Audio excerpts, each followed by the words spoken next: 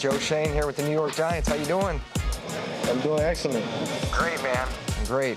I was praying you weren't off the board.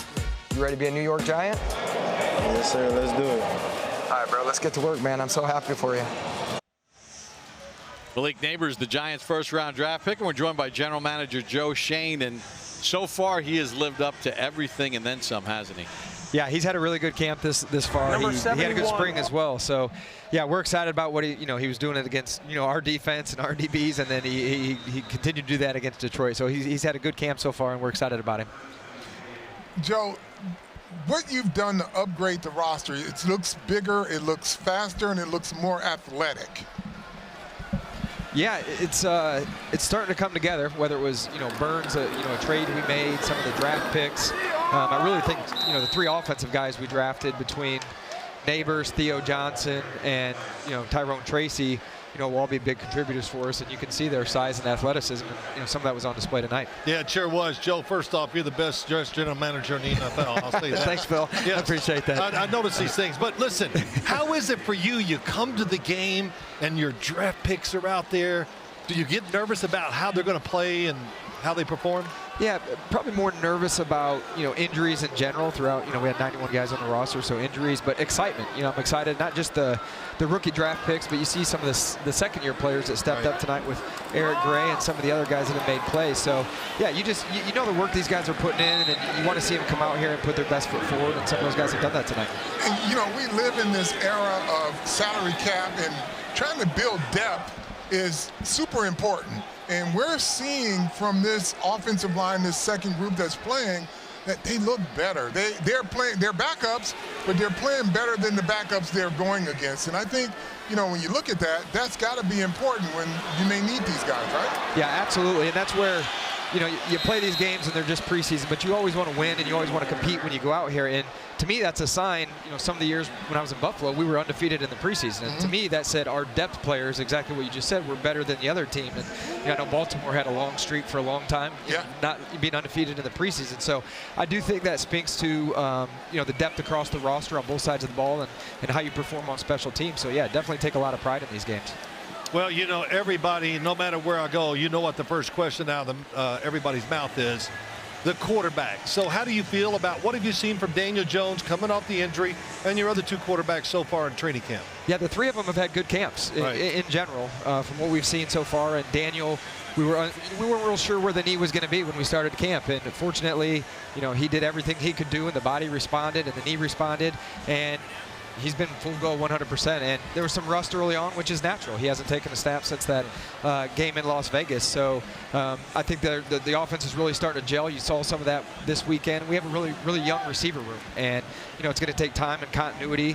And as we continue through camp, you'll see them to continue to build together. We saw Drew Lock before, and he went out with an injury. What was going through your mind when you saw that?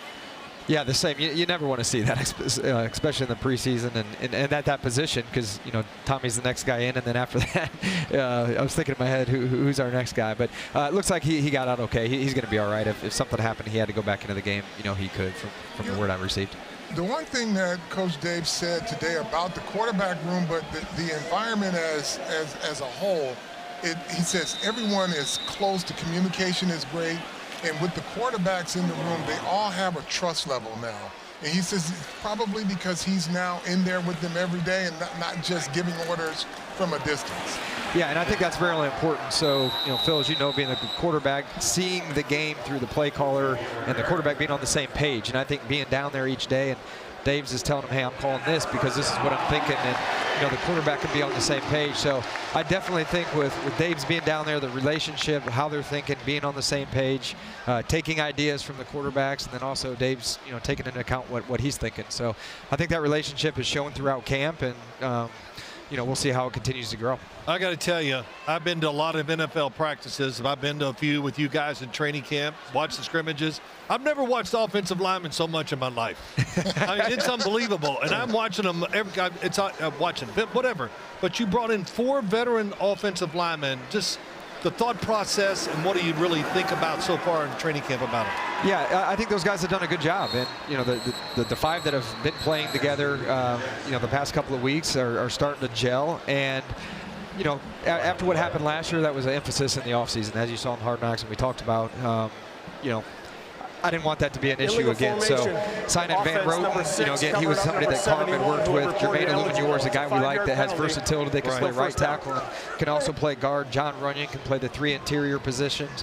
Schlottman's played, you know, center, guard, and tackle throughout his career. And Stinney started games for Tampa Bay last year. So excited about all those guys. They've done a good job. So, Joe, here's the other thing, too. When it comes to offensive linemen, there seems to be a slower development cycle for young offensive linemen. So the fact that you have these veterans here, does that help in terms of how you can get the team on track here?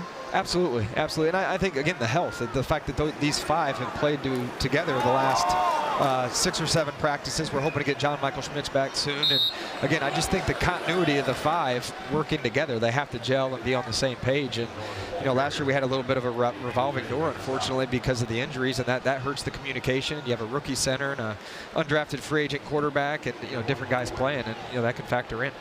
Hey, look, we've talked about the linemen a lot here in the game so far. I can't wait to see Brian Burns, Thibodeau, Dexter Lawrence, and Big Boogie Basham. Yeah, Boogie Basham, man, you got Nacho. Yeah, Nacho. I think I'm as excited about the defensive front as I am the offensive line. I want to see, just give us a little thought about the trade and what you think.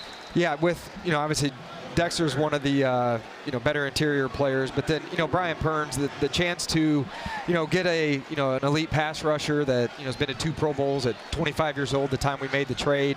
It just made a lot of sense for us because we knew we had multiple needs, and then, you know, the ability to get Nabers at 6. So you add you know, what could be a #1 receiver and a #1 pass rusher to add with Dexter and Kayvon and Nacho and some of the other pieces we have.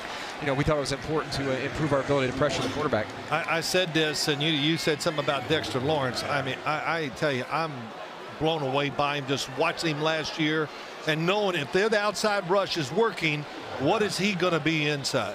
Yeah, he's a handful, and I feel bad for John Michael and Greg Van Roten and some of those guys that got to come to work every day and block him. And I think some of the Detroit offensive linemen might have been thinking the same thing this week. I mean, he's tough to handle. He's tough to block. You know, you're going to have a difficult time blocking him one-on-one. I don't know if anybody can do that in the league. So we're looking forward to those guys working together this year, and you know, how our pass rush can improve. So another guy that has been kind of an enigma around the league, every team he's going to, seems to be stabilized under Shane Bowen, and that's Isaiah Simmons. It seems like he is moving free and you know, kind of like not thinking about everything and very sure about all of his movements. Yeah, he's one of those guys you'd say has had a really good camp. He stands out as a guy that's had a great camp, and you know, the way he's utilized him, we're looking forward to seeing how he does this year. Joe, we appreciate a couple minutes. Best of luck through the rest of this preseason, and thanks for joining us. Okay, Yeah, thanks, guys.